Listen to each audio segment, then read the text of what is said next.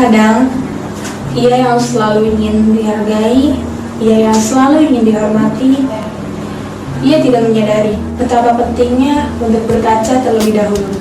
Sudahkah ia menghargai orang lain? Atau sudahkah ia menghormati orang lain?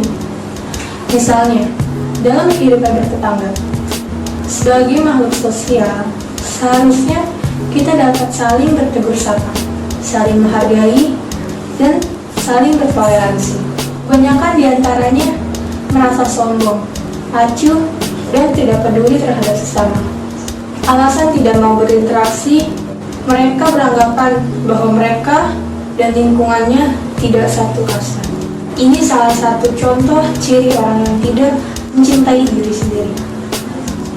Bagaimana sih orang yang tidak cinta diri sendiri? Orang yang tidak cinta diri sendiri kerap kali ia mengomentari diri dengan kalimat-kalimat, kok gini aja gak bisa sih? Lemah banget jadi orang, gak guna banget. Kalimat-kalimat ini yang sering terjadi, yang sering kali kata hati ungkapkan ketika seseorang itu buat kesalahan. Cinta diri itu bukan narsisme. Orang yang narsis menganggap dirinya paling benar, paling hebat, egois, jongkok, dan juga rakus perhatian. Sementara orang yang cinta diri sendiri, ia lebih bisa menghargai diri sendiri dan menjadi individu yang lebih baik untuk dirinya dan orang lain. Orang yang cinta diri, dia yang bisa bersahabat dengan dirinya. Cinta diri juga sangat berpengaruh dalam kehidupan sehari-hari. Seseorang yang tidak cinta diri, saat melakukan kesalahan kecil saja, ia akan mencambuk dirinya secara terus-menerus dengan komentar negatif, hingga mengerus harga dirinya. Seseorang yang tidak cinta diri sulit menjalani hubungan romantis yang langgeng. Biasanya, karena ia terus-menerus merasa tidak yakin dan tidak pantas untuk dicintai. Kemampuan kita memberi dan mencintai berbanding lurus dengan kemampuan kita mencintai diri sendiri.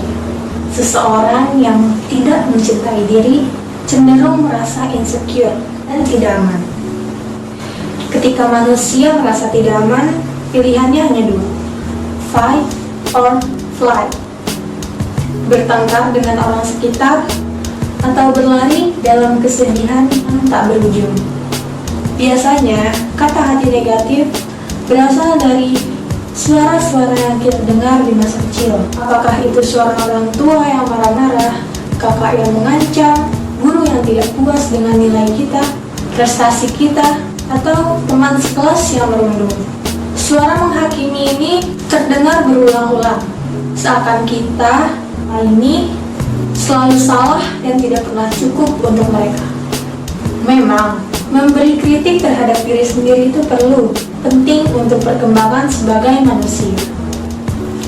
Namun, kerap kali suara kritik ini terlalu keras dan menghancurkan. Intonasi yang sesungguhnya sebenarnya tidak penting untuk membuat kita lebih baik.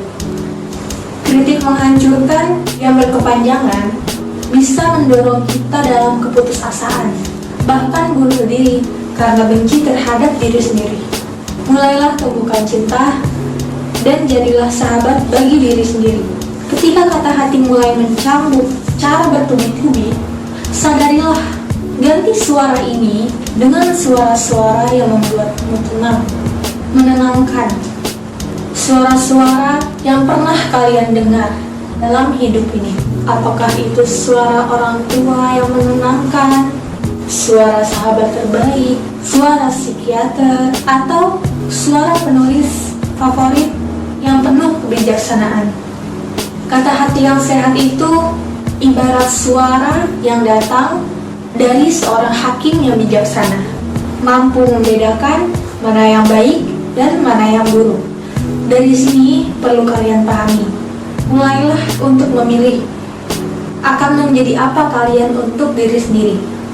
Menjadi sahabatkah untuk diri sendiri atau menjadi hakim yang bijaksana? Seorang sahabat bisa menerima kekurangan kita, tetapi juga mengingatkan sederet kelebihan kita.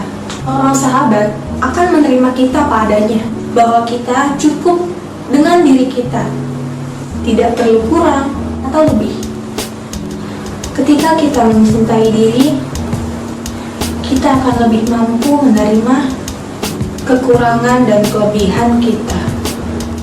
Mari mulai untuk menjadi diri yang lebih baik, dan mulailah untuk mencintai